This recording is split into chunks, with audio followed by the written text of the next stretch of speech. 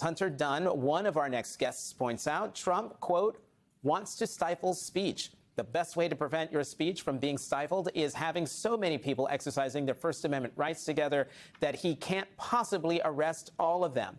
And that's how you weaken him. Joining us now is Hunter Dunn, National Press Coordinator for the 5051 movement, which is part of the No Kings Day Coalition. Hunter is helping organize the downtown Los Angeles demonstration today. Also joining us, former Congressman Joe Walsh, author of The Social Contract on Substack. He's speaking at the No Kings rally in Hartford, Connecticut. Gentlemen, thank you both very much for coming to the weekend. Former Congressman Joe, one of my big concerns about the No Kings demonstrations across the country today, the one you're participating in, the one Hunter's participating in, is not the specter of violence on the part of the protesters. It's the specter of potential violence on the part of people who want to instigate something, who want to turn this into something that turns the horrifying and deplorable descriptions of the people who are going to take this to the streets today by the Speaker of the House and other Republicans, that this is somehow not the will of the American people exercising itself as guaranteed in the Constitution. Oh, Jonathan, absolutely. And you're right. This is part and parcel. This is what Trump, that dictator, that king in the White House, has been doing for the last number of months, putting the military on our streets. He's the one who wants violence. He's the one inciting violence. But I'm so fired up, Jonathan. I've already had like 6 cups of coffee. Oh, Lord.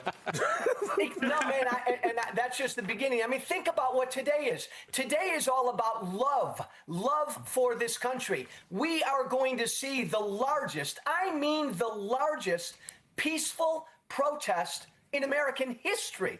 People from all over the country coming together, right? We may disagree on a lot of issues, but everybody today is united in no kings, not here, not in America. And the key word there, Jonathan, is peaceful, because you nailed it. The other side, Trump and his people, they want violence, and they're going to try to incite it all day. Ain't going to happen. Hunter, I want to play some sound from the White House press secretary along the lines of what the congressman is talking about.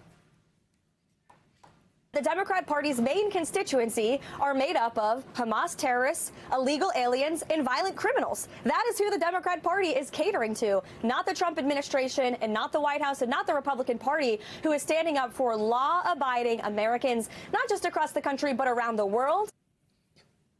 Hunter, what do you think they are trying to signal here, right? Because, you know, to Joe's point, to Jonathan's point, at the end of the day, the concern is a trap, right? Setting a trap for folks to overreact. But it also, this language is about signaling to people what should happen, right? Signaling to their folks what they should be on the lookout. Calling someone a terrorist brings some kind of emotions to the American psyche about how you could treat that person and how they should be treated in this country.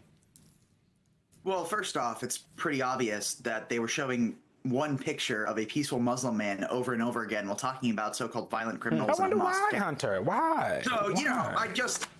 You know, for the news channel that's so concerned with the left inciting violence, maybe don't show just one Muslim guy when talking about Hamas terrorists, especially because he's not. He's a peaceful Democratic candidate. As someone who isn't a registered Democrat, I'm an independent. The constituency of the No Kings protest are people left, right, and center who are pro-democracy, anti-fascism, and nonviolent. If you fit into those 3 categories, you're welcome at any No Kings protest, whether you're closer to me in ideology or to our friend, former Congressman Joe. Joe, on that note, you know, protesters across the country, protest leaders are putting out statements indicating that they are going to be peaceful, that they are going to simultaneously protest this authoritarian regime. That's in their words. We got a statement in real time in the middle of the show from one of the protest leaders in Virginia who's reacting to Governor Glenn Youngkin's moves to activate the Virginia National Guard. This protester ends with, "We won't be intimidated. We won't be silenced. Instead, we look forward to peacefully gathering today with thousands in attendance, speaking truth to power and having our voices heard." For those watching this show across the country who are maybe getting ready to go out and protest themselves, what advice do you have to them in terms of any potential provocation that they might be receiving today, you know, whether they're in a city with National Guard or not? My advice is loud, proud, joyous, happy, be all about love for this country and be peaceful. And think about this. What my former party is scared to death of, and some have told me this privately. That's why Speaker Johnson and some of my former colleagues, oh my God, I mean, terrorists, calling people today terrorists, what they are afraid of is mammoth, peaceful protest. That's what scares the heck out of them. What they want is violence. What they want is division. They don't want millions and millions and millions of Americans, by the way, like Hunter and I, who will be out there, who disagree on probably a bunch of policy, but we're united in defending democracy. That's what's bringing everybody out today. And that's what scares them. So my advice is be loud and proud, be a happy warrior today, love for this country. I mean, that's why you believe in no kings and remain peaceful, no matter what. Well, right. And to your point, Joe, you were talking about some of the language and rhetoric coming from your former colleagues. Let's just play a little montage of the rhetoric coming from Republicans on the Hill. New York, on October 18th, millions of Americans poured into streets across more than 2,000 communities for the No Kings protests, a massive wave of peaceful demonstrations reaffirming the Constitution's rejection of monarchical power and demanding an end to President Donald Trump's perceived overreach. From Chicago's massive marches to intimate gatherings in Pewee Valley, Kentucky, and Beloit, Kansas, participants, spanning Democrats, Independents, and Republicans, united in chants and signs proclaiming, "America belongs to its people, not to kings." The coalition, including the 50 over 51 movement, emphasized nonviolence and de-escalation, drawing parallels to Vietnam-era activism that forced a U.S. withdrawal through relentless, joyful dissent. Former Representative Joe Walsh, Republican Illinois, addressing Hartford, Connecticut's rally, urged loud, proud, joyous, happy participation amid love for country. What scares Trump is mammoth peaceful protest, Walsh said, predicting the largest in U.S. history. We may disagree on policy, but we're united in defending democracy. Hunter Dunn, National Press Coordinator for 50 over 51, organizing Los Angeles, echoed, pro-democracy, anti-fascist, nonviolent, anyone fitting those fits in.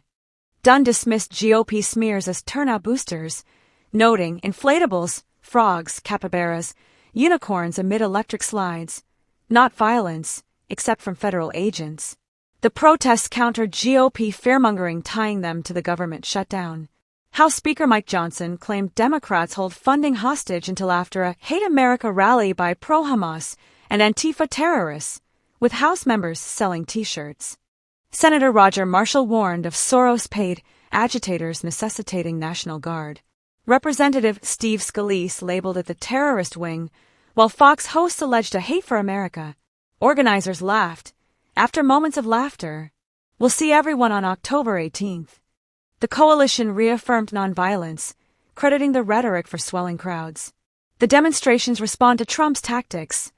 ICE raids beating reporters like Chicago's Debbie Browning-Brockman, National Guard federalizations, blocked in Chicago by a judge ruling political opposition is not rebellion, and DOJ indictments of critics like Letitia James and James Comey. Protesters at Lake Region Heritage Center in North Dakota and Mineral Wells Park in Guthrie, Oklahoma, wave signs blending humor and resolve. No kings, just kings of the road, amid capybara costumes. Walsh predicted broader turnout, more politically diverse, Republicans and conservatives coming out after witnessing probes and raids. What unites us is no kings, not in America. Dunn highlighted the deluge. They want to claim mass migration for martial law, but we stay peaceful to show whose side we're on. As shutdown clocks tick, Johnson demanding a clean, Bill sans ACA subsidies, risking 75% premium hikes. Protests amplified Democratic demands for health care amid GOP sabotage. Hakeem Jeffries accused radio silence to deny coverage. Chuck Schumer lamented Johnson's absence. The rallies, echoing Flag Day's 5 million turnout, outdraw Trump's tank parades, proving dissent's power. With midterms days away, No Kings channels yippee levity and flower child defiance. Laugh at the puffery of insecure masculinity, grasp at nothing. Trump's man-baby smears meet a nation rising, united against kings, peaceful, proud, unbreakable.